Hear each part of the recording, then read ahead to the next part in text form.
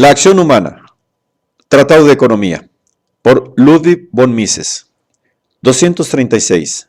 Sexta parte. El mercado intervenido. Capítulo 24. Sindicalismo y corporativismo. 2. La guerra y la economía de mercado. La economía de mercado, afirman socialistas e intervencionistas, es un sistema al que, en el mejor de los casos, solo se puede recurrir cuando el país disfruta de paz y tranquilidad. Mantenerlo en vigor en tiempo de guerra sería una criminal imprudencia. Equivaldría a poner en grave riesgo los supremos intereses de la nación en beneficio solo del egoísmo de empresarios y capitalistas. La guerra, y sobre todo la moderna guerra total, exige perentoriamente que el gobierno controle todos los resortes económicos. Pocos han tenido últimamente el valor de enfrentarse a este dogma, que en las dos guerras mundiales ha servido de pretexto para que el gobierno adoptara innumerables medidas intervencionistas que paso a paso condujeron en muchos países a un auténtico socialismo de guerra.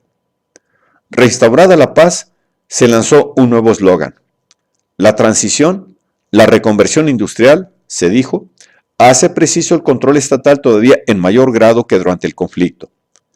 Y admitida la premisa, surgía la interrogante.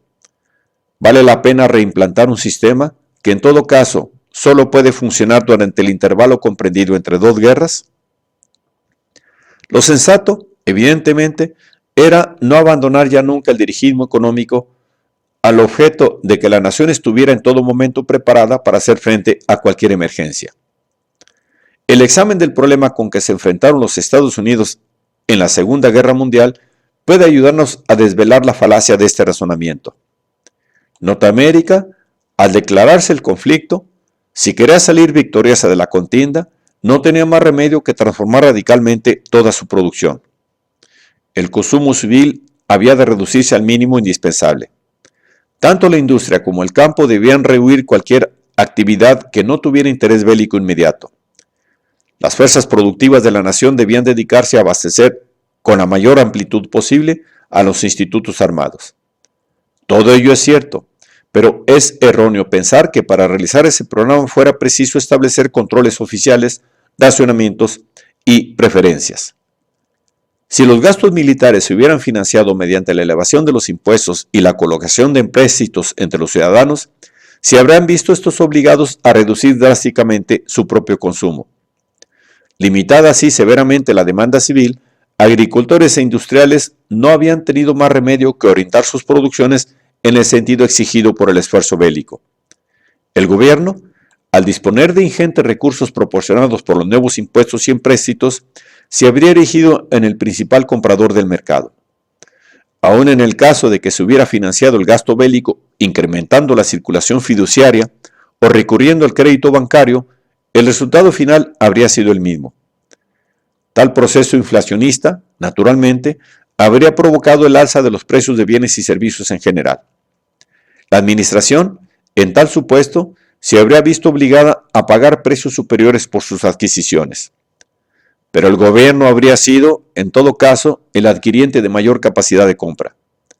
Habría desbancado invariablemente a la demanda privada, ya que los particulares, por un lado, tenían vedada la creación de dinero supletorio y por otro, habrían visto sus posibilidades adquisitivas reducidas a causa de la presión fiscal.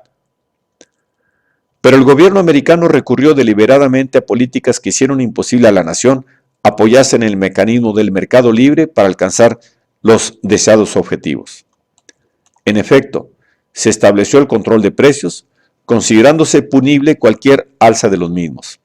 Es más, los poderes públicos se mostraron en extremo remisos en someter a tributación muchos de los ingresos hipertrofiados por la inflación. Sucumbió el gobierno americano ante la pretensión sindical de que las clases trabajadoras percibieran ingresos tales que les permitieran mantener el nivel de vida de la preguerra. De este modo, el estrato más numeroso de la población, el que en tiempo de paz consumía el mayor porcentaje de la producción, dispuso de tal cantidad de dinero que su poder de compra y su capacidad de consumo resultaron mayores que nunca. Los asalariados, y hasta cierto punto los agricultores y los industriales que trabajaban para la administración se hallaron en una posición económica tal que bien podían haber frustrado las pretensiones del poder público de dedicar fundamentalmente la producción del país al esfuerzo bélico. Si hubieran gozado de libertad, habrían inducido con sus compras a la industria a producir no menos, como quería la administración, sino mucho más de todo aquello que se considera superfluo en tiempo de guerra. Por eso tuvo el gobierno que recurrir al sistema de cupos y preferencias. Este desacertado sistema de financiación de la guerra obligó a los poderes públicos a establecer el control de toda la vida económica. Esta intervención habría sido evidentemente innecesaria si no se hubiera puesto previamente en marcha el proceso inflacionario o si, mediante una adecuada presión tributaria, se hubiera provocado una reducción del dinero disponible en manos de todos en general y no solo del poseído por los más adinerados. El haber aceptado la doctrina según la cual los salarios reales en tiempo de guerra debían ser superiores incluso a los de la paz, hizo inevitable reglamentar toda la vida económica. Pero fue la industria privada americana, no los decretos gubernamentales y el papeleo burocrático, la que abasteció perfectamente a las Fuerzas Armadas estadounidenses, prestando además un ingente apoyo a todos los demás combatientes aliados. El economista no formula juicios de valor ante estos hechos, pero conviene destacarlos, ya que el dirigista quisiera hacernos creer que basta un decreto prohibiendo el empleo de acero en la edificación privada para producir automáticamente acorazados y aviones de combate. El beneficio empresarial proviene de haberse sabido acomodar la producción a las mutaciones de la demanda.